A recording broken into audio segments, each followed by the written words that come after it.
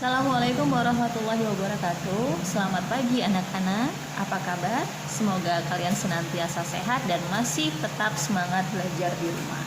Ya, hari ini kita akan belajar tema 1 yaitu selamatkan makhluk hidup di subtema 1 pembelajaran 1.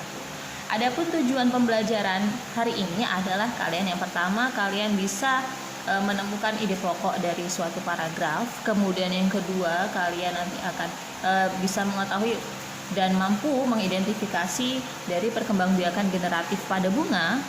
Lalu nanti kalian akan membaca teks ASEAN dan mengetahui keadaan sosial budayanya. Simak videonya. Ya. Sekarang kita mulai pembelajaran. Kita lihat dulu nih. Ya. Kita lihat tanaman berikut ini. Kalian tahu tanaman apakah ini?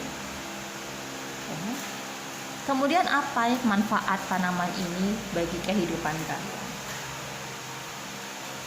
Nah, tumbuhan ini merupakan sumber makanan bagi kita.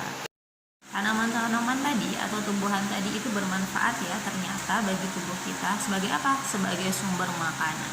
Ternyata bukan hanya sumber makanan bagi manusia saja loh, bagi hewan pun juga seperti itu.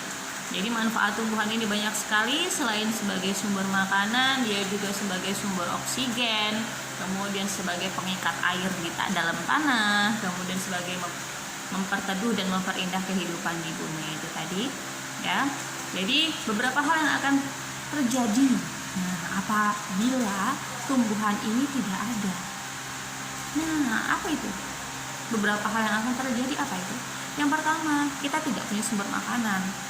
Dan kemudian kedua adalah bumi kita ini akan gersang, ya. Jadi kita tidak mungkin tanpa tumbuhan. Setelah tadi kita mengetahui manfaat tumbuhan bagi kita atau bagi makhluk hidup, sekarang coba kalian simak di buku tema kalian ya. Ini ada di halaman 2 dan 3. Di situ ada bacaan atau teks bagaimana jagung berkembang biak. Silahkan baca teks tersebut terlebih dahulu dalam hati ya. Silahkan simak. Di situ ada jagung ya. Bagaimana jagung berkembang biak. Ya, setelah kalian membaca teks tadi, di halaman selanjutnya kalian diharapkan bisa menemukan ide pokok di setiap paragrafnya. Di situ ada 5 paragraf ya. Nah, Ibu jelaskan dulu nih ide pokok. Ide pokok adalah ide atau gagasan yang menjadi pokok pengembangan suatu paragraf. Jadi, intinya dari paragraf 1 itu apa, sedang membicarakan apa sepertinya. Begitu juga paragraf kedua dan seterusnya. Nah, di sini ada langkah-langkahnya nih, menemukan ide pokok. Yang pertama, baca dulu seluruh paragraf dengan cermat, lalu cermati kalimat pertama hingga akhir ya. Baca kalimat demi kalimat sampai kamu menemukan ide pokok paragraf ya. Biasanya terletak di awal, akhir, atau bisa juga di awal dan di akhir. Kemudian tandai ide pokok tiap paragrafnya dan tandai info penting dalam tiap paragrafnya. Nah, itu tadi adalah langkah-langkah menemukan ide pokok dalam paragraf pada setiap paragraf ya. Tadi itu ada 5 paragraf. Kemudian di sini Ibu memberikan contoh ya, seperti ini. Bencana banjir, lumpur akibat jebolnya tanggul Situ Gintung di Tangerang Selatan menimbulkan berbagai macam penyakit. Beberapa penyakit yang akan timbul sesudah bencana adalah diare, tifus, leptospirosis, dan demam berdarah. Masalah kesehatan pada korban dan masyarakat di sekitar lokasi-lokasi bencana harus segera diantisipasi. Beberapa penyakit itu muncul karena lingkungan kotor dan sumber air bersih yang tercemar lumpur. Nah, di sini ide pokoknya adalah bencana banjir menimbulkan berbagai penyakit. Nah, itu tadi contohnya. Ya, di halaman 5 kalian akan menemukan nih, ada bagian-bagian bunga dan kemudian ada perkembangbiakan generatif. Nah, khusus untuk bagian ini ya, perkembangbiakan generatif maupun bagian-bagian bunga ini akan dibuat video tersendiri ya nanti ya, Ibu akan share.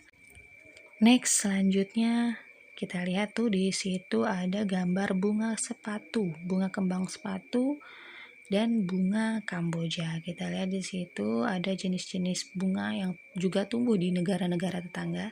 ya. Di Malaysia itu ada bunga kembang sepatu, dan kemudian di Laos itu juga ada bunga Kamboja ya. Bukan hanya di Indonesia, ternyata di negara tetangga kita juga ada bunga-bunga tersebut.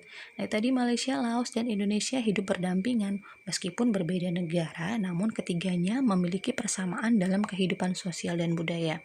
Dan masih banyak negara lainnya yang memiliki kesamaan. Nah, itulah yang menyebabkan berdirinya suatu organisasi atau yang disebut dengan ASEAN.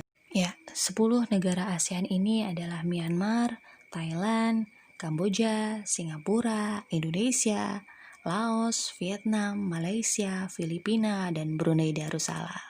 Nah, untuk materi selanjutnya, kalian bisa sambil baca-baca sendiri nih, ya, untuk memperdalam lagi pengetahuannya dari halaman 8 sampai dengan 14. Oke, sekian. Wassalamualaikum warahmatullahi wabarakatuh.